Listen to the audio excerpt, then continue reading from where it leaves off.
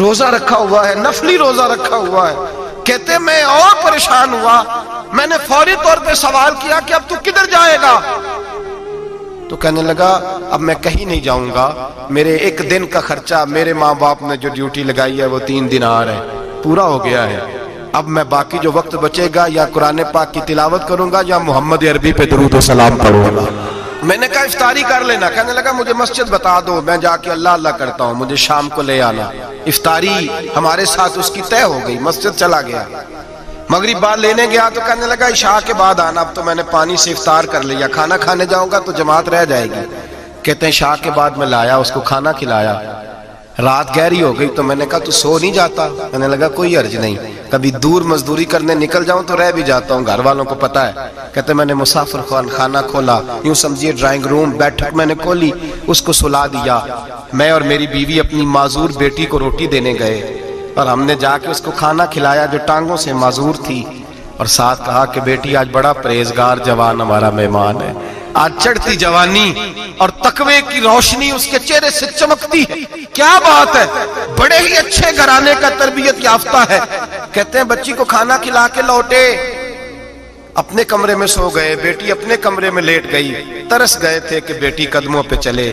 تہجد کا وقت ہوا تو دروازے پہ دستک ہوئی. بڑی بے چینی کے ساتھ اٹھے میاں بیوی، کون ہے؟ بیٹی کی آواز آئی ابا جی دروازہ جلدی کھولیں. کہتے ہیں کلیجے پھٹنے لگے، ذہن بکھرنے لگے.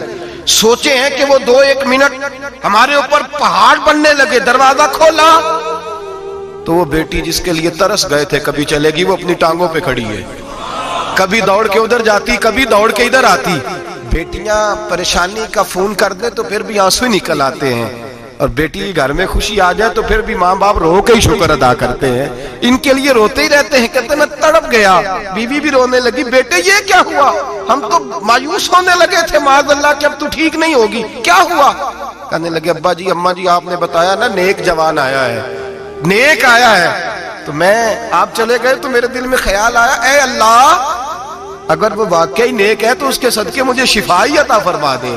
یا ایھا الذین آمنوا اتقوا اللہ وابتغوا الیہ الوسیلہ، اے اللہ صحت ہی دے دے. کہتے ابھی میری دعا بھی پوری نہیں ہوئی کہ میرا وجود حرکت کرنے لگا، اور یہ دیکھو میں اٹھ کے کھڑا ہو گئی ہوں. کہتے ہیں ہم لوگوں نے یہ دیکھا تو بھاگے اس کے کمرے کی جانب. جب دروازے پہ ہاتھ رکھا تو دروازہ کھل گیا. آگے گئے تو پلنگ خالی تھا، ایک رکا چھوڑ گیا ہے. کہنے لگا مجھے پتا ہے میری حقیقت کھل گئی ہے، میں تو اللہ کا بندہ ہوں. اگر تمہیں مجھ سے ذرا بھی پیار ہو گیا ہے تو پھر میرے پیچھے نہ بھاگنا، اللہ کی بارگاہ میں جھک جانا، پھر گناہوں سے توبہ کر لینا. کہا وہ تربیت یافتہ جوان آیا ہے اور مجھے بدل گیا ہے. میرے بھائی ماں باپ کی ذمہ داری اولاد کو نکھارنا ہے، ان کو سنوارنا ہے. روزی روٹی کی ذمہ تو اللہ تبارک و تعالیٰ نے لیا ہوا ہے. جو ڈیوٹی اللہ کی تھی وہ معاذ اللہ ہم نے اپنے ذمہ لے لی ہے. اولاد کو رزق حلال کی تربیت کریں، انہیں حکم دیں کہ وہ ہاتھ نہ پھیلائیں، انہیں کہیں کہ وہ محنت کر کے کھائیں، لیکن اصل تو ان کا اخلاق سنوارنا ہے. بچے ہمارے ان کی پوزیشن اتنی خراب ہو جاتی ہے، ہم لاڈ پیار میں اتنا ضدی کر لیتے ہیں. جب جس بچے کا ماں باپ کے ساتھ گزارا نہیں، بتلائیے وہ بیوی کے ساتھ گزارا کرے گا؟ جس کا ماں باپ کے ساتھ وقت نہیں گزرتا وہ بہن بھائیوں کے ساتھ گزارے گا؟ جس کا ماں باپ کے ساتھ وقت نہیں گزرتا وہ کولیگز کے ساتھ وقت گزارے گا؟ کس طرح وہ اپنے آپ کو، میرے نبی کریم سید عالم صلی اللہ علیہ وسلم نے ڈیوٹی لگائی کہ ماں باپ اپنے بچے کی تربیت کریں، انہیں اللہ سے جوڑیں. تکلیف میں وقت گزارا جناب اسماعیل نے. ایک روایت ایسی بھی ملتی ہے کہ 13 سال حضرت ابراہیم پلٹ کے گئے نہیں بیٹے کا پتہ لینے، لیکن جب بھی بیٹے نے ماں سے باپ کے بارے میں پوچھا کہ میرے والد کیوں نہیں آتے تو ماں نے ایک ہی لفظ کہا، بیٹے جناب ابراہیم اللہ کے نبی ہے اور اللہ کے حکم سے ہمیں چھوڑ گئے ہیں. ایسی تربیت، ایسی ٹریننگ بچے کے ذہن کو بدل ڈالا، اسے اللہ والا بنا لیا. اور ہمارے مفسرین نے بحث کی ہے کہ جناب اسماعیل جو اللہ کی راہ میں قربان ہونے کو تیار ہو گئے، ان کے سینے میں جو رب کریم کا اتنا پیار موجزن ہوا کہ وہ گردن کٹانے پہ تیار ہو گئے. تو فرماتے ہیں یہ تربیت جناب ہاجرہ کی تھی، یہ ٹریننگ حضرت وہ فیضان نظر تھا، یہاں کے مکتب کی کرامت تھی. سکھائے کس نے اسماعیل کو آداب فرزندی؟ میرے بھائی یہ جناب ہاجرہ نے تربیت دی. ایک بہت بڑے محدث ہیں، اتنے بڑے محدث ہیں کہ میرے نبی کریم کی مسجد نبوی میں وہ حدیث کے استاد رہے.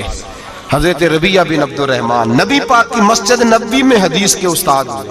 اور حضرت حسن بصری جو جناب علی کے شاگرد ہیں وہ بھی حضرت ربیہ کے شاگرد ہیں. حضرت امام مالک جو 70 سال تک مدینہ اور مکہ میں حدیث پڑھاتے رہے وہ بھی حضرت ربیہ کے شاگرد ہیں. ان کے والد کا نام تھا عبد الرحمن فروغ. تاریخ بغداد میں لکھا ہے کہ بنو امیہ کے دور میں تابعین کے زمانے میں جناب عبد الرحمن بن فروغ گھر سے چلے گئے. ایک روایت ہے بچہ چھوٹا تھا, ایک روایت ہے بچہ ابھی ماں کے پیٹ میں تھا, جہاد کرنے چلے گئے.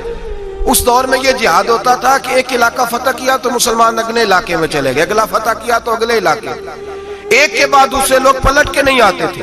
حضرت عبد الرحمن گئے 30,000 دینار بیوی کو دے گئے, کہنے لگے سنبھال کے رکھنا, اور جہاد کرنے نکلے تو 27 سال تک گھر ہی نہیں آئے, اور 27 سال کے بعد آئے تو حضرت ربیہ محدث بن چکے ہیں, مسجد نبی میں حدیث کے استاد ہیں, بیٹا بہت بڑا شیخ بن گیا ہے.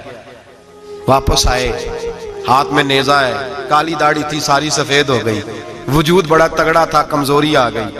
آئے, نیزہ پکڑا ہوا ہے, گھوڑے پہ بیٹھے ہیں, مدینہ منورہ میں گھر ہے, دروازے پہ دستک دی. حضرت ربیہ نے دروازہ کھولا, اندر داخل ہونے لگے تو کہنے لگے بابا تو کدھر گھستا آ رہا ہے؟ کدھر؟ اس نے کہا تو پیچھے ہٹ, تو میرے مکان پہ کب سے قبضہ کر کے بیٹھا ہے.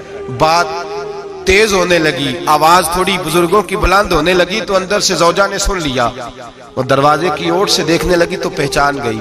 کہنے لگی ربیہ پیچھے ہٹ جا, یہ کوئی غیر نہیں ہے, تیرے والد گرامی ہے, یہ تیرے والد ہیں. اندر آئے, باپ بیٹا ملے, عصر کی نماز کا وقت ہو گیا, بڑا روئے. 27 سال کے بعد باپ لوٹا, 27 سال کے بعد بڑے روئے. نماز کا وقت ہوا تو حضرت ربیہ جلدی سے وضو کیا, مسجد نبوی شریف چلے گئے. جناب عبد الرحمن فروغ نے ابھی کھانا وانا کھانا تھا, کھانا کھانے بیٹھے تو حکم دیکھے شوہر کیا کرتا ہے.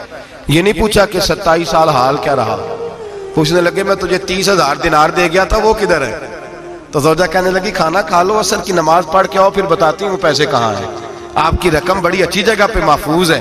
کہتے ہیں میں نماز پڑھنے مسجد گیا, عصر کی نماز کے بعد میرے نبی پاک کے منبر پر ایک نوجوان بیٹھا ہے. گھر میں تو ان کا انداز ٹوپی پہننے کا تھا نا, سادے عام لباس میں, مسجد نبی میں جبہ پہنا ہے, سر پہ امامہ ہے, خوبصورت لب و لہجے میں رسول اللہ کے منبر پر بیٹھ کر, نبی پاک کے منبر پر بیٹھ کر. پتہ نہیں آپ کو اس بات کی لذت نصیب ہو رہی ہے کہ نہیں, عام جگہ نہیں, نبی پاک کے حضور کے منبر پر بیٹھ کر نبی پاک کی حدیثیں سنا رہے ہیں. اتنا بڑا مقدر. کہتے ہیں حضرت امام مالک جیسے لوگ, خواجہ حسن بصری جیسے لوگ کاغذ قلم لے کے حدیثوں کی سماعت کر رہے ہیں, ان سے درس لے رہے ہیں. جناب عبد الرحمن کہتے ہیں میری نظر اٹھی, کچھ بوڑھا ہو گیا تھا, کچھ اس وقت وہ ٹوپی میں سادے لباس میں تھے, پہچان نہ پایا. ایک شخص سے پوچھا یار ہے تو جوان پر اس کے چہرے کی نورانیت میرے دل کو بھا گئی ہے تو جوان پر اس کا حدیثیں بیان کرنے کا انداز میری طبیعت کو گھائل کر گیا. یہ کون ہے جو نبی پاک کی مسجد میں بیٹھ کے حدیثیں بیان کر رہا ہے؟ تو کہتے ہیں امام مالک کہنے لگے بابا جی چپ کر جاؤ, ہمارے استاد کے بارے میں اونچے لب و لہجے میں بات نہ کرنا, دیکھتے نہیں کتنے کتنے لوگ بیٹھے ہوئے خاموشی سے. تو میں نے کہا مجھے بھی تو بتا دو نا ہے کون. تو کہنے لگے کوئی عبد الرحمن فروغ نام کے بزرگ ہیں, یہ ان کے بیٹے ہیں, ربیہ نام ہے. کہتے ہیں جب لفظ کہے تو میرے آنسو چھلک کے باہر آئے اور میں حضور کی مسجد میں گر گیا اور رونے لگا کہ یہاں اور میرے رسول پاک سید عالم صلی اللہ علیہ وسلم کے منبر پر اور میرا بیٹا. کہتے ہیں میں تڑپ کے گھر گیا اور گھر جا کے میں نے اپنی بیوی کو جب دیکھا تو میرے آنسو نکل گئے. میری بیوی سمجھ گئی کہ یہ میرے محدث بیٹے کو دیکھ آیا ہے. کہتے ہیں بیوی رو کے کہنے لگی میں نے آپ کے 30,000 دینار آپ کے بیٹے کو مصطفیٰ کریم کی حدیث کا استاد بنانے میں خرچ کر دیے. میں نے وہ 30,000 دینار خرچ کر دیے, 30,000 دینار آپ کا بیٹا میں نے. تو کہتے ہیں میں اپنی بیوی کی طرف دیکھنے لگا, میں نے کہا قربان جاؤں, میں اگر اللہ کے دین کے رستے میں تھا تو نے میرے ساتھ نیکی کی ہے, میرا بیٹا بھی دین کے رستے پہ لگا دیا. میرے بھائی اللہ سے جوڑا, اللہ سے جوڑا. ان لوگوں نے اپنی اولادوں کو رب کریم والا بنایا, ان لوگوں نے اپنی اولادوں کو. اور پھر جب ارشاد فرمایا کہ چھوٹی چھوٹی برائی, ایک لقمہ حرام سے بھی وہ لوگ بچے. اور پھر جو آیت نمبر 18 نے کہا کہ وَلَا تُصَغِّرْ خَدَّكَ لِلنَّاسِ, بیٹے منہ پھیر پھیر کے نہ جا, پھیر پھیر کے نہ جا. اگر آپ ناراض نہ ہوں تو ہم تربیت دیتے ہیں, کہتے ہیں اس بچے کے ساتھ نہ پھرا کر, یہ غریب ہے, اس کے ساتھ نہ پھرا کر. وَلَا تَمْشِ فِي الْأَرْضِ مَرَحًا, حضرت لقمان بیٹے سے کہتے ہیں منہ پھیر پھیر کے لوگوں سے بات نہ کر اور اکڑ اکڑ کے نہ چل. إِنَّ اللَّهَ لَا يُحِبُّ كُلَّ مُخْتَالٍ فَخُورٍ, اللہ کو وہ پسند ہی نہیں جو اکڑ اکڑ کے چلے اور اترائے. ابھی بھی رواج ہے کہتے ہیں دوستی لگانا تو اپنے برابر کے دوستوں سے، ایسے نہ وہ ہمارا سٹیٹس ہی نہیں، ابھی بھی وہ فرق جو تو سید بھی ہو، مرزا بھی ہو، افغان بھی ہو، تم سبھی کچھ ہو، بتاؤ کہ مسلمان بھی ہو۔ عاجزی کا درس دیا اپنی اولاد کو، عاجزی کا، ان کو ادب سکھایا، ان کو انکساری سکھائی، لوگوں کے اندر مل بیٹھنے کا درس دیا۔ جو آدمی انکساری والا ہوتا ہے، عاجزی والا ہوتا ہے، یوں سمجھو اسے شہد لگا ہوا ہے، دنیا خود اس کے پیچھے بھاگ بھاگ کے آتی ہے۔ جو سب کے ساتھ اس نے سلوک کرنے کا عادی ہوتا ہے، لوگ اس کے گرویدہ ہو جاتے ہیں۔